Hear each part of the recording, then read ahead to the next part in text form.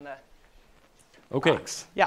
Allison Stanger, who has come all the way from Washington, D.C. for this event, and where she is on leave from Middlebury College. Yes. And I've actually just come from Santa Fe as well. I'm an external professor at the Santa Fe Institute. So. Sorry? And Tyrol? Yeah, you are Tyrolian. Yes, correct. Yes, I am part Austrian. Yeah, we have to let Vienna know that. Well, thank you very much for having me here. Vienna is absolutely beautiful. You should all take a moment to thank whoever you would thank that you are here or live here, because it's fabulous. I'm going to start off today. I'm a mathematician turned real humanist, which means I actually have this archaic set of notes and no lectern. So I'll be kind of awkwardly playing around with these. This is to make sure that I actually present the argument I want to present to you and get through it in a reasonable amount of time. I want to start off with two stories and then present the argument, and then we'll go through it together. First story is this. I've taught a course on the politics of virtual realities for 6 years. And when I first developed that course, I went to Google and the director of public policy and showed them a draft syllabus. He looked at me and he said to me, "There's something missing from this syllabus." And I said, "What?" He said, "Martin Heidegger. You must have Heidegger." I thought, okay, so I went and looked, and he was absolutely right. Heidegger is critical. The second story I want to tell you is from Davos 2019. It was a very pessimistic conference, as many of you may have heard. This is the World Economic Forum. But there was one area of optimism that emerged, and that was surrounding technology. Everybody acknowledged, all these elites acknowledged that jobs are at risk, but they also voiced optimism that it will all work out in the end. This is wishful thinking. Technological advances, especially in the realm of computing, have made possible fantastic consumer products. We've seen some of them here today. They bestow convenience and efficiency, but science on its own has unintended consequences that produce ethical challenges. And I want to look at some of those here today.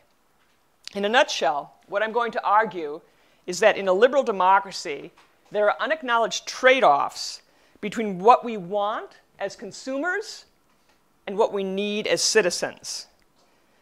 So machine learning alone will never produce just or fair outcomes because it, by definition, abstracts away the individual on which a rights-based regime depends. Why?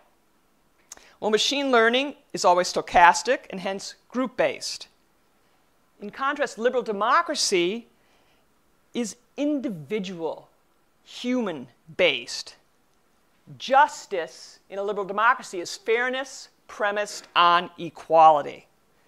In a liberal democracy, justice thus falls from the individual, not from group membership, which is why algorithmic reasoning and machine learning alone can never suffice to identify fairness. Or put another way, algorithmic justice is an oxymoron in a liberal democracy, but it may not be so in a dictatorship. So let's take a look at that. I want to begin because is that blowing your mind there? I want to convince you it's true, and we'll see if I manage to do so. It's always good when we talk about the unintended consequences of scientific revolution to remember our history.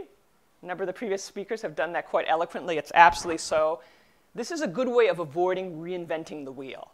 There's a lot of good material already out there that we can build with. And so what I want to begin with is a consideration of Hannah Arendt and Martin Heidegger's thoughts on science and the human condition, so you can at least see why Google thought Heidegger was imperative for my syllabus. So the German philosopher Martin Heidegger explored the limits of technology in his 1954 essay, The Question Concerning Technology. And in it, Heidegger announces, everywhere we remain unfree and chained to technology, whether we passionately affirm or deny it. But we are delivered over to it in the worst possible way when we regard it as something neutral. For this conception of it makes us utterly blind to the essence of technology. Well, what did Heidegger mean by the essence of technology? For Heidegger, technology is no mere means. Technology is a way of revealing. If we give heed to this, then another whole realm for the essence of technology will open itself up to us. It is the realm of revealing, that is to say, of the truth. Well, what truth is revealed when we ponder the question concerning technology? The coming to presence of technology harbors in itself what we least suspect, the possible arising of the saving power. Everything then depends on this, that we ponder this arising and that recollecting, we watch over it. The continued possibility of human dignity, that is, depends on coming to terms with the essence of technology and keeping watch over its development. This is a matter of the utmost importance, Heidegger tells us, because the closer we come to the danger, the more brightly do the ways into the saving power begin to shine, and the more questioning we become. And this is the final line of this essay. For questioning is the piety of thought. That reminded me of scrutiny. I liked your reflections on scrutiny and their connections to that. So in The Human Condition, which was written in 1958, some 8 years later, Hannah Arendt, who was Heidegger's student, concurs with his insistence that we think what we are doing. That was her big maxim in The Human Condition. We must think what we are doing. Arendt's concerns regarding technological innovation follow from her distinctive understanding of the role of plurality in human affairs. What is plurality? Well, Arendt defines plurality as a condition of human existence. Plurality involves living as a distinct and unique being among equals. Arendt sees plurality as acknowledging both the equality of all human beings and the distinctiveness of each and every individual. Human plurality is also the basic condition of action and speech, the condition sine qua non for that space of appearance which is the public realm. And obviously the public realm has a lot to do with liberal democracy. Plurality is therefore both a fact of our common humanity and the foundation for democratic political life. Like Aristotle, Arendt saw speech as central to politics. For speech is what makes man a political being. She also, like Aristotle, saw politics and life in a political community as a necessary condition for human flourishing. Men in the plural, she writes, insofar as they live and move and act in this world, can experience meaningfulness only because they can talk with and make sense to each other and to themselves. In singling out the importance of both speech and plurality in the human condition, Arendt posed a direct challenge to all idealistic or ideological approaches to normative questions that deliver prefabricated answers. Matters of judgment will always demand interaction with the empirical world and an awareness of the significance of context. To render judgment without first considering the evidence is thoughtlessness. That is the opposite of thinking what we are doing, which she exhorts us to do. So what's the modern danger? Well, the modern danger is that society will be dazzled by the products of technological innovation and fail to come to terms with the futility of an existence that, quote, does not fix or realize itself in any permanent subject which endures after labor is past. Arendt saw the world of machines becoming a substitute for the real world. The question, therefore, is not so much whether we are the masters or the slaves of the machines, but whether machines still serve the world and its things, or if, on the contrary, they and the automatic motion of their processes have begun to rule and even destroy world and things. Arendt makes a very specific point about Karl Marx, and this is from a new set of essays that have just been published in 2018. She points out that Karl Marx had a very different understanding of the significance of labor. According to Arendt, when Marx made labor the most important activity of man, he was saying, in terms of the tradition, that not freedom, but compulsion is what makes man human.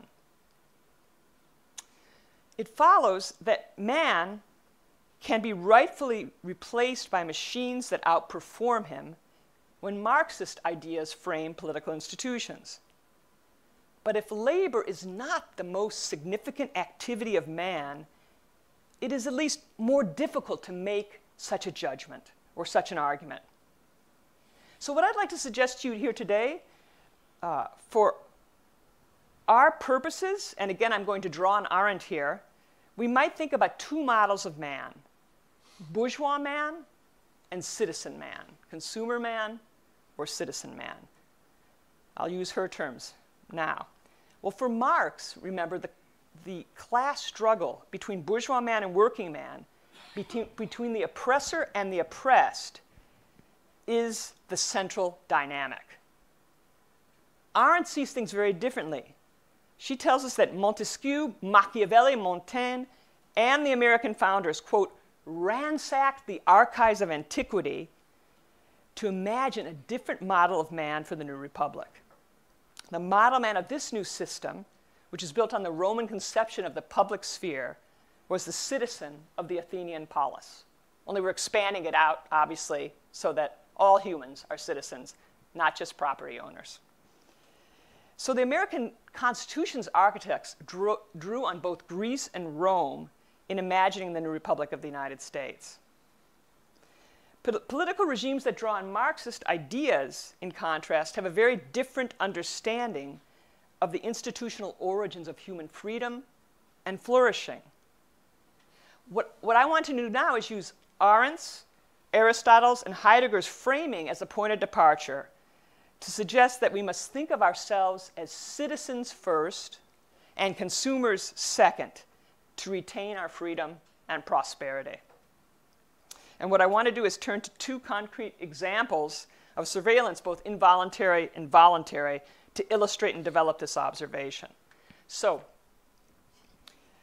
I'm going to speak to you now. There's going to be no slides for a moment because I want you to focus. I'm trying to present an argument, and I find I go off in weird tangents with PowerPoints when I do this. So bear with me holding paper and so forth. I hope it's effective.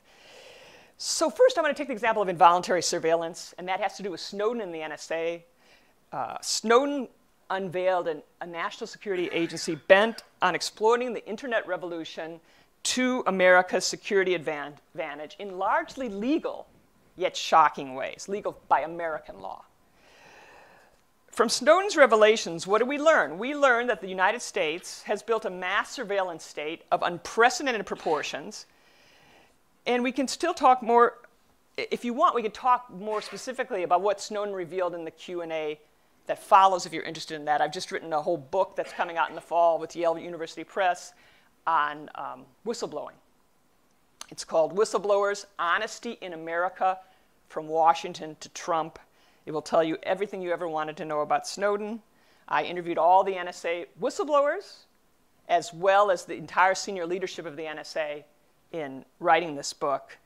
So I'm happy to answer any questions. But for our purposes here, I just wanted to speak of one thing, and that's that the internet's new opportunities for surveillance produce both collusion and conflict between business and government, between the private and the public sectors. And it's fascinating to follow that public-private divide through these various issues. First example of business-government collusion. That's something called the PRISM program. Are you familiar with the PRISM program? Okay. PRISM is an NSA program that harvests data from at least 9 technology companies, all the big ones, Microsoft, Google, Facebook. All of them seem to have acquiesced in the PRISM program and complied with government requests for information. So the government asks, the companies deliver. But with global markets, that dynamic shifts to work the other way. When the market for technology is global, the game can shift from collusion to conflict in ways important for us to understand. So let me just give you two examples of business-government conflict that a global economy catalyzes. First, there's the March 2016 standoff between Apple and the FBI over unlocking the iPhone of Saeed Farouk, who was charged with killing 14 people in a terrorist attack in December 2015 in San Bernardino, California. Well, since Apple's market is global, it had no interest in complying with the FBI's request to unlock the phone. Why? Because many Europeans in this room, would you want to buy an Apple iPhone if you knew it could be directly tied to US intelligence? Probably not. So Apple was concerned about that. They didn't think foreigners would pay a premium for a smartphone that the US government can easily access. So there's conflict between business and government there. Second big example, and a really important one, is Russian electoral manipulation. So should malevolent forces be allowed to buy unclearly identified ads on social media? What if certain members of the Trump administration are reluctant to crack down on Russia due to their own financial interests? Again, in my book, I'll tell you everything you want to know about how to connect the dots between these different forces. But I think this is an interesting point because the case of involuntary surveillance illuminates what divides Europe and the United States.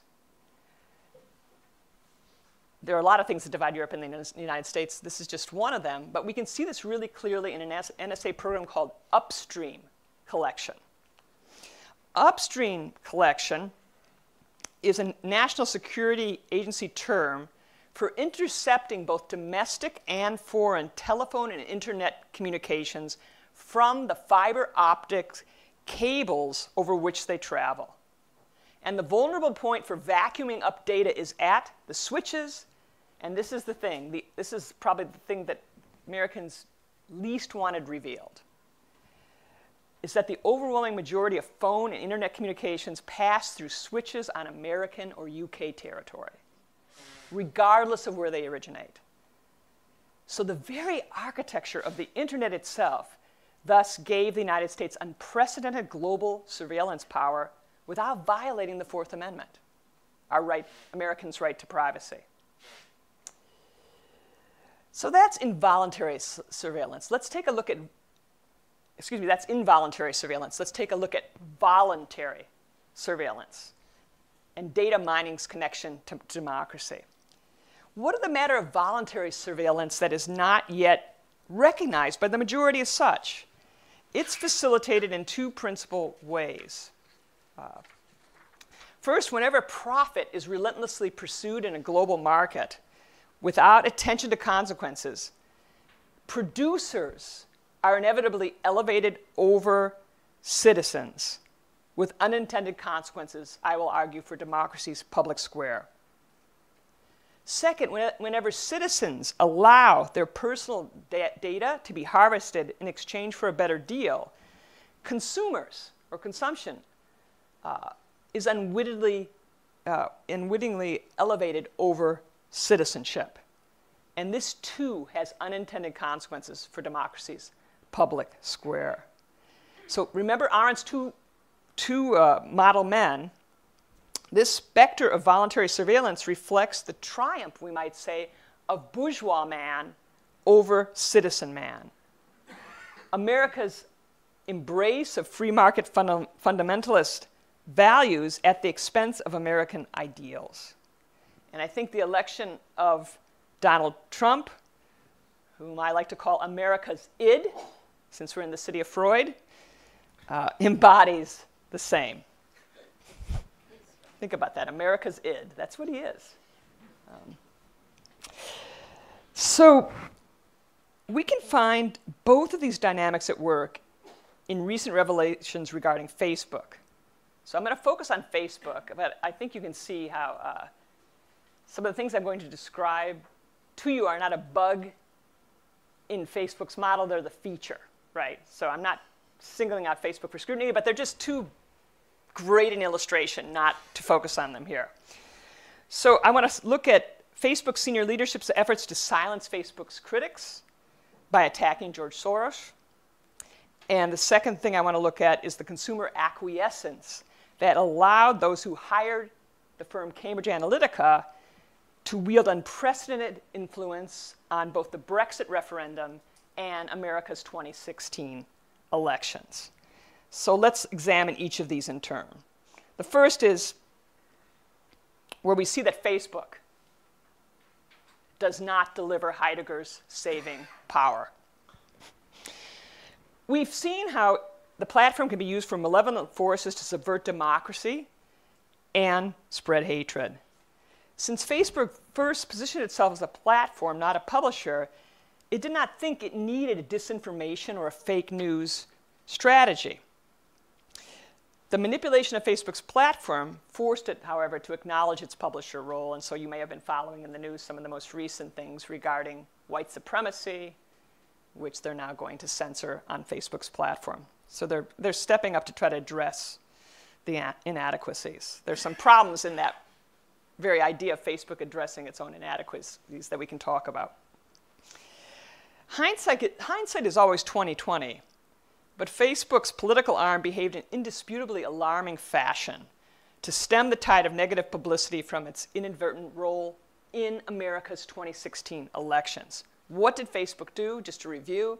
First of all, it pursued an aggressive lobbying campaign in Washington to shift public anger onto Facebook's rival companies and thwart regulation that would undercut Facebook's global market share. The second thing it did is it tapped business relationships to frame criticism of Facebook. And Facebook's leadership, who are all Jewish, Mark Zuckerberg, Sheryl Sandberg, Joel Kaplan, they wanted to frame that criticism as anti-Semitic. That was a deliberate strategy. And third, which is perhaps the most alarming recent revelation, since it is a unique power resource possessed only by the tech Goliaths, Facebook employed a Republican opposition research firm, Definers Public Affairs, to discredit its critics. How? Well, you have neighbors who do the same thing by linking them to the liberal financier George Soros. And this prompted a November 14, 2018 letter from the president of the Open Society Foundations, which is Soros's philanthropic arm, Patrick Gaspard, which I'd like to read to you in part because I think it dramatically illustrates some of the challenges we're facing. He writes, "Dear Ms. Sandberg," oh, I could have put this up on a slide too. Maybe I'm going to gradually learn how to use PowerPoint in an effective way. But this is not as complicated language as Heidegger. So he writes, "Dear Ms. Sandberg, I was shocked to learn from the New York Times that you and your colleagues at Facebook hired a Republican opposition research firm to stir up animus toward George Soros. These efforts appear to have been part of a deliberate strategy to distract from the very real accountability problems your country continues to grapple with. This is reprehensible and an offense to the core values open society seeks to advance." And here's the most important part. "But at bottom, this is not about George Soros or the foundations. Your methods threaten the very values underpinning our democracy." And I think he's right. Well, what was Facebook thinking? Well, they worried that if Facebook implicated Russia still further, Republicans would accuse Facebook of siding with Democrats. And they also were concerned that if they pulled down the Russians' fake pages and acknowledged them, those who had been deceived would be outraged. Well, what wasn't Facebook thinking about?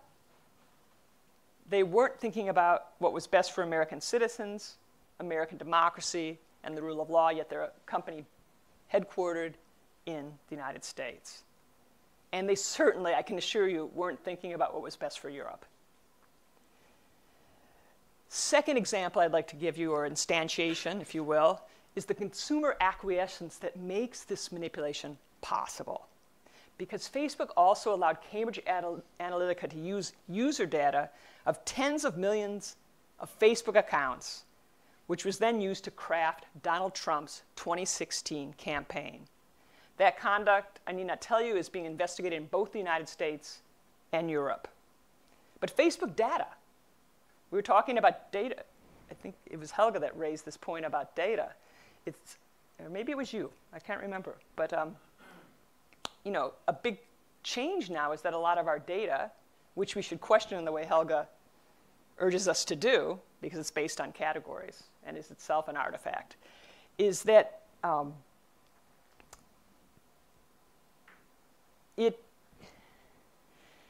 it can be read. I lost my train of thought there.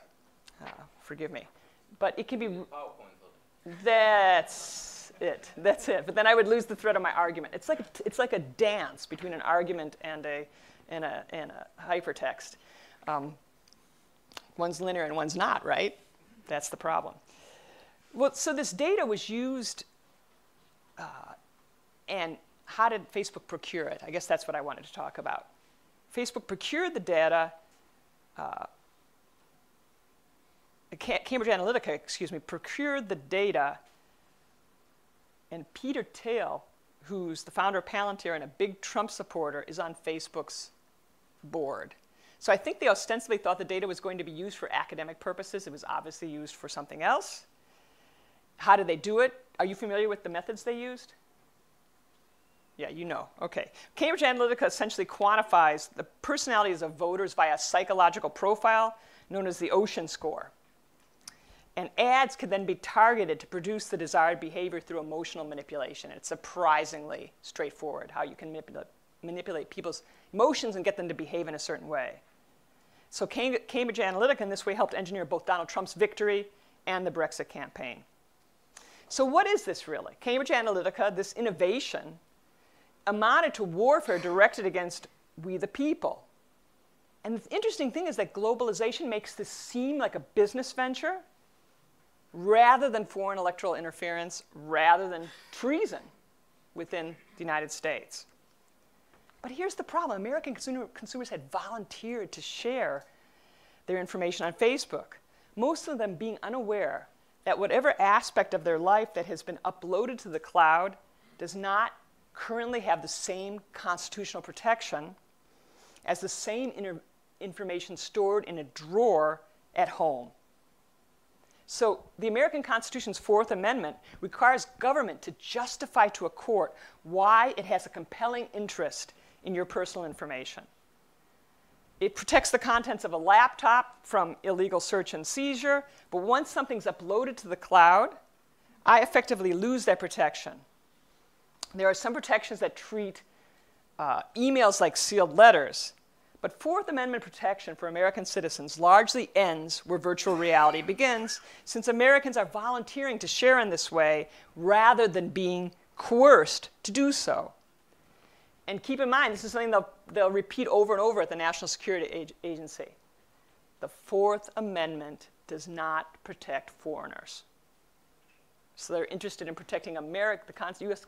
Constitution protects Americans' right to privacy, but not the world's. And maybe that, well, I have some comments on that if you're interested later on. The point I want to make here is that Silicon Valley firms have a vested interest in obscuring this simple fact. They've sold themselves to the public as promoters of ideals rather than as profit-seeking companies. Until very recently, Google's mantra was "don't be evil." Facebook still defines its mission as, quote, to make the world more open and connected. Apple recently rebranded its retail outlets as town squares. So this makes it easier for American consumers unthinkingly to trade their personal data for continued free use of particular platforms. As Cathy O'Neill puts it in Weapons of Math Destruction, How Big Data Increases Inequality and Threatens Democracy, there's always a measure of success for any algorithm, and the general rule is that if you don't know what that is, it's probably profit. So how much time do I have? There's no clock.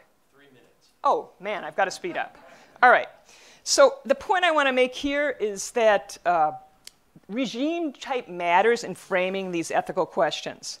Both cases I talked about demonstrate that. In the United States, even with a tentative to constitutional constraints, NSA surveillance, as Snowden revealed, violated the right to privacy that all American citizens have. And of course, Europe's standards are even higher, restricting second and third-hand use of consumer data. In contrast, let's look at China. In China, the distinction between the public and private spheres is not drawn in the same way, and the individual is not the regime's point of departure. Where both Aristotle and Arendt saw the public sphere as a realm of self-actualization critical for becoming fully human and the foundation for democratic political life, Karl Marx viewed it as something that must wither away for the full potential of humans to be realized. Privacy is thus routinely sacrificed at the altar of national security and societal goals in China. That's why China is currently recruiting their best and brightest for the world's first university program at Beijing Technology Institute on the weaponization of AI. Analogous programs in the US and UK exist, but they must take a place in secrecy. The big takeaway point I want to leave you here with this is that authoritarian regimes have a very different relationship to algorithms and big data, and we shouldn't want to imitate them unless we want to give up some things we hold dearly.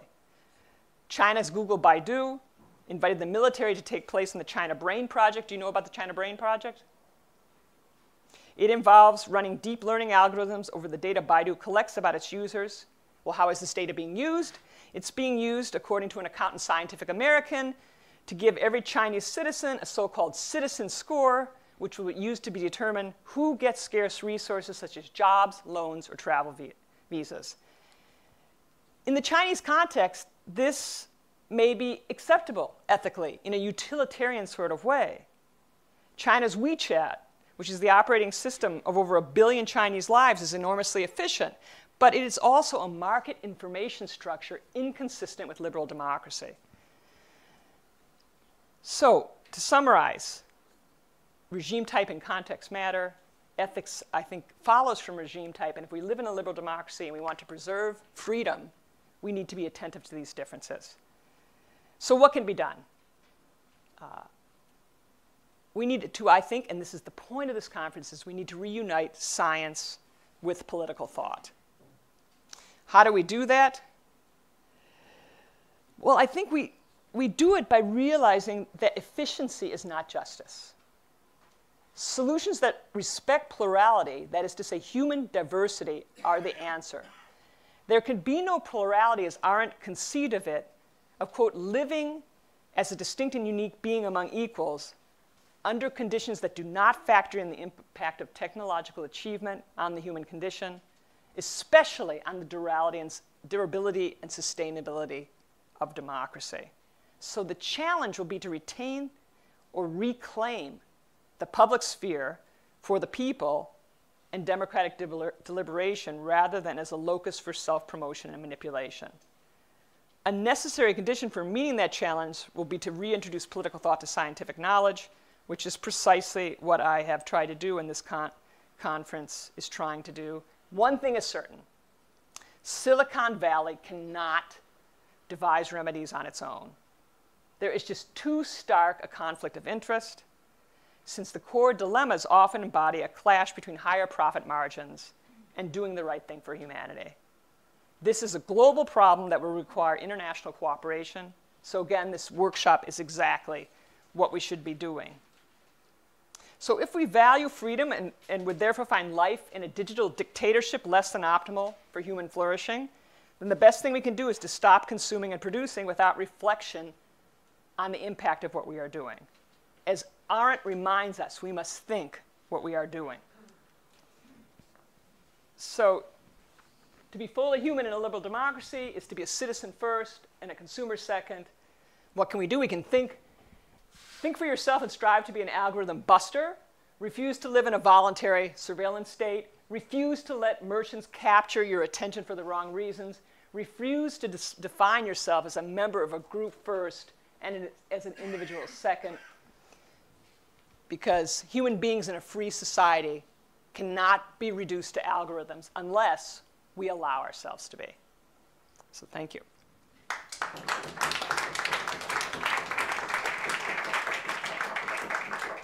Oh, I thought you'd find this fun. This is Noam Chomsky's first PowerPoint, which since I was feeling a little bit like him, I have used I've done computational modeling, and so I've done a lot of PowerPoints with that. When you have a lot of data, you absolutely need it. But I find it so disruptive when you're trying to just give a more humanistic presentation.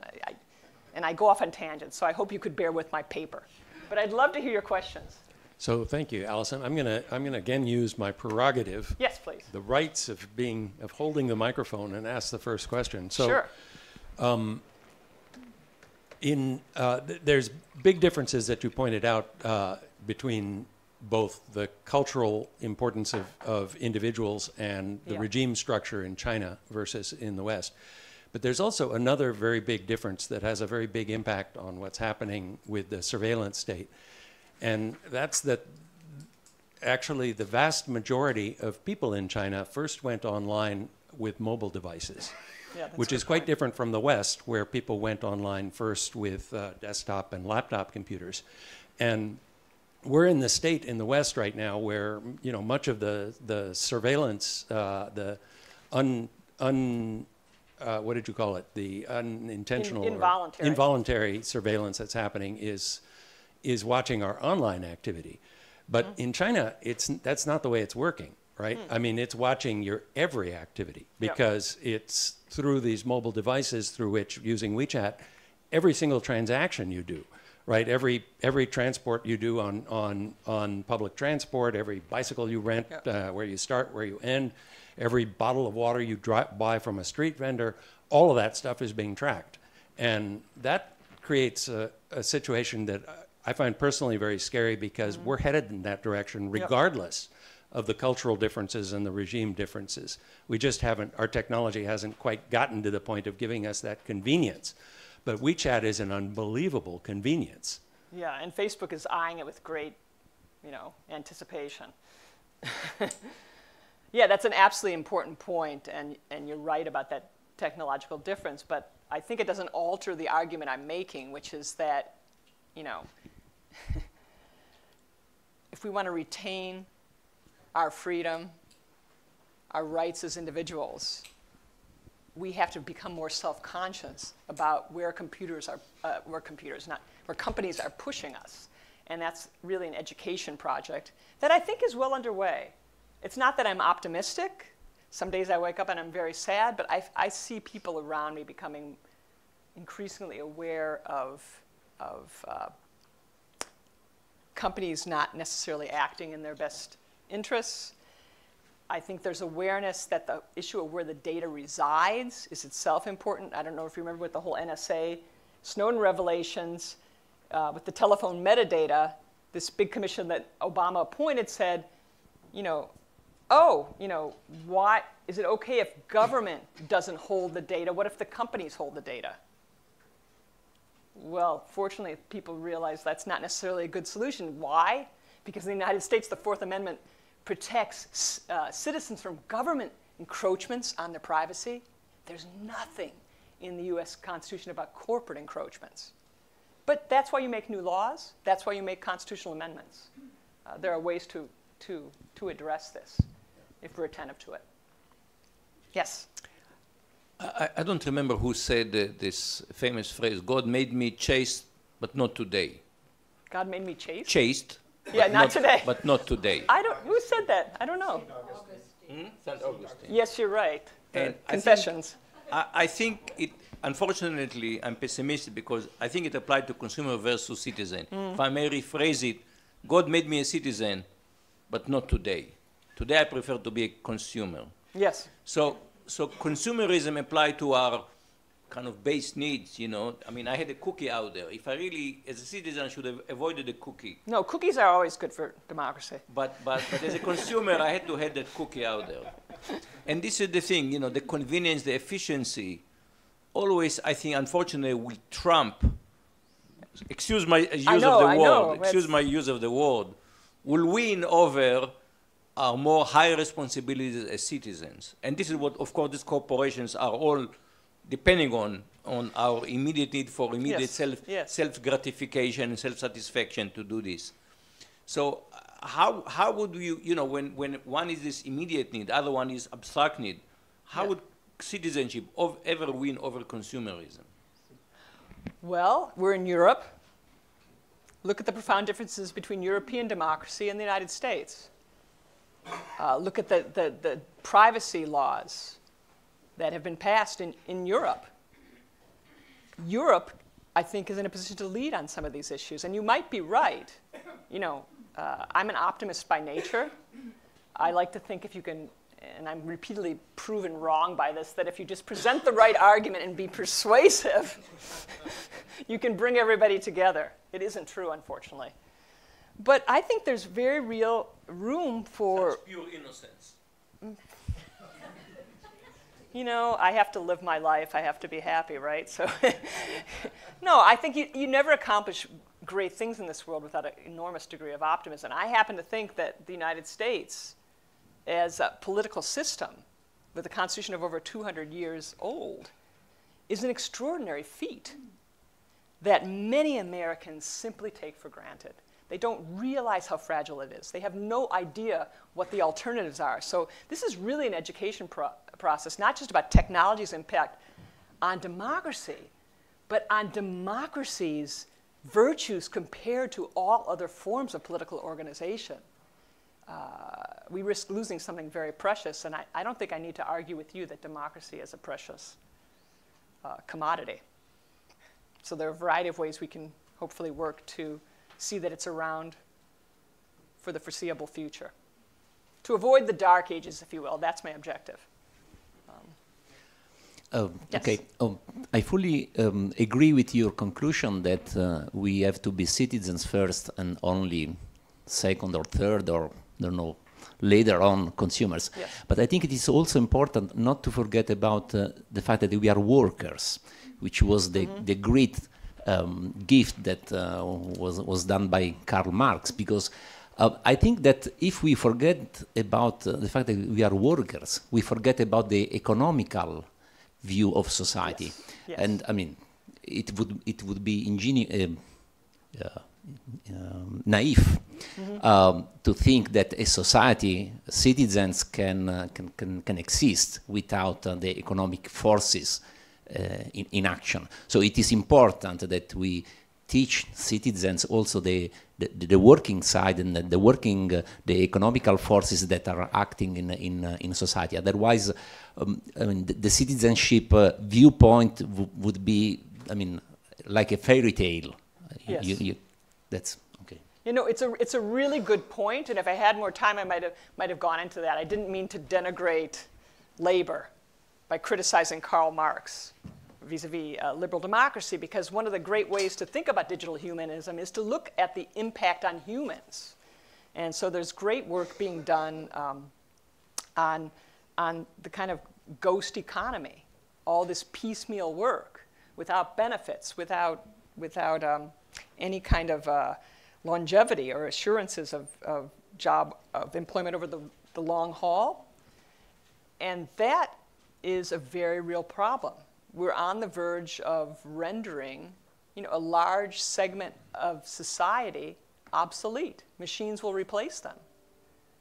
Well, we would be foolish not to think about the implications of that transition as well. So I'm involved in a project on ethics and AI. I'm working with Barbara Gross at Harvard University, and she is part of, have you heard about the Embedded Ethics Initiative at Harvard? Yeah, that is something that was championed by Barbara and Allison Simmons from the philosophy department to put an ethics component in every computer science class. Well, now what's happening is that the president has said this is of the utmost importance, and they want to generalize it across the entire curriculum. Not just computer science, but all the other ventures. And Danielle Allen is heading up that initiative. And why is it necessary? In the United States, it's necessary because we've somehow reduced all values questions to market values. What sells, what doesn't, who's successful, who isn't, who's rich, who's not. That's obviously an impoverished way to live. it's an impoverished way to govern. You can see who I'm directing that at, and we need to make each and every citizen aware of that. Also, each and every technology company employee, that's another piece of the initiative that things like the Partnership for Artificial Intelligence are trying to address. But good question. Comment, I should say. Yeah. One of your last sentences in the conclusion was we should refuse to consider ourselves as members of a group first, and rather as an individual, if I got you right. Yeah. Ooh, that was not effective. Isn't there kind of a tension to even the title of your talk regarding the difference between consumers and citizens? And isn't it really the public sphere that kind of got transformed or even destroyed by technology? So that we are too much in our individual homes and flats and groups rather than being in the public? No, excellent point. And let me just flesh that out a little bit more for you. We absolutely do need to revitalize the public sphere. We need to revitalize democratic deliberation. And part of the problem we have with the polarized political system in the United States is we've devalued facts.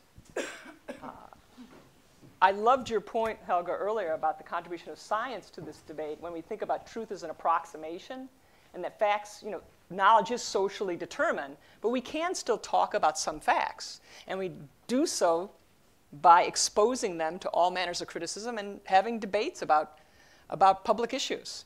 That's enormously important. The problem we have today, at least in the United States, is that people are identifying with certain ideologies. You'll notice that there's no room in this argument I presented to you for ideological thinking. What I mean by ideological thinking is prefabricated answers to normative questions. You know what you think when you see an issue just instantaneously because it fits your checklist. And it's that kind of instinctive bandwagoning on social media, the absence of thought, critical thought, that leads us to a situation where we're on the verge of conflict. Because all violence, in my view, is a breakdown of communication. So when people stop talking to each other in the public sphere, they just start hurling insults at one another, you're just a very short measure away from a catastrophic situation. So yeah, I think, getting back to your point, we need to think of ourselves as citizens first, in plurality, which means you might be a member of a group, right? You can be Europeans, Americans, all these things, but you're individuals first, and that's something that binds you to every other human on the planet. And it's celebrating that individuality that is at the heart of rights-based democracy, and that's what I want to protect. You can be a member of as many groups as you like. Just, yeah, sorry. Okay. I'd like to do them quickly. Yeah. Okay. Okay. I listened to your talk as having two levels. One is between consumers and citizens, involving people. And the other level is between the state and corporations. Yes. Of course, they are related. And I would like to focus on what I see the conflict between state and corporations. And in between is the public sphere that is crumbling in this conflict or tension. Now, the advantage the state has, and the state is embattled by corporations, the advantage the state still has is, first of all, it still has the monopoly on violence. Yes. This is the constitution of the state based on the monopoly of violence, despite the power that the National Rifle Association has in the US. Right. Yes? The second advantage the state still has is taxation. And this is eroded by the transnational corporations because, as we see, taxation of the big, giant corporations is it's an open question: who can tax them, where can they tax, et cetera, et cetera. But and the third advantage of the state is still it can print money. But this may be a temporary advantage if Bitcoin is making progress, and it is conceivable that in the future you can have an international monetary system based on a Bitcoin system. And then, you know, the state is also no longer able to print money. So it would seem to me that in the interest of the state, it should be to go back to one legal instrument that has functioned in the past to break up monopolies, namely antitrust legislation. Yes. As we know, the antitrust legislation is still dealing with the kind of technologies of the 19th century. So it... sorry. It's so then I stop. Thank you. Can I say two things just very quickly? Okay. In response, one factor that needs to go into that mix that I think plays a large role in how people are confused about these issues is privatization, the privatization of government functions. And I wrote a book about that called One Nation Under Contract, which causes people to forget those things that only government can do well that you've just mentioned. The second point I would make is one about what I'd call the parallel polis. And I've written a piece on that. Remember Václav Havel's parallel polis in The Power of the Powerless? It was something that was supposed to exist in a totalitarian regime, where you would preserve these values under conditions of oppression, interacting with each other in this community so that one day when the regime crumbled, you could step forward and they could become the values of society at large. My point is that I think Silicon Valley in some ways is trying to create a parallel polis within companies to replace government that they see as inefficient. And that's a terrible mistake. And we can talk about that if you like. Yep. Oh, okay. So I promise this is a question. So Okay. I have a question. So simple thing. I am a designer coming from computer science, and I'm very interested to understand who you're addressing to with the citizens' first statement. So is it are you addressing the citizens that should be aware of their situation and can empowered and take over and do things? If it is so, how can we guarantee that they don't do the same things as the consumers have done? Right. They are people again, so they organize themselves. They try to do certain things. After a while, they are in the same situation. Are there ways of doing it correct this time? So you've put your finger on something really important. It's to what audience am I addressing this? And I would just respond to you that I am addressing multiple audiences, and I have to adjust the talk for those different audiences. So I want to address ordinary citizens. I want to address tech-savvy engineers who are interested in human-centered design, and I also want to address politicians. I'm in Washington. I spend a lot of time on the Hill. And if you want to get some of these changes that you've spoken about, you need to put it in a language that Congress can understand. And I'm working on that, and I've had some positive results. So stay tuned. Not that one person can have a huge impact, but I think we all have to do everything we can, and if everybody does everything they can, we have a fighting chance. Okay, let's thank Allison again. Thank you very much. Okay, get all this gunk out of your way. Sorry about that. Last but not least, before lunch is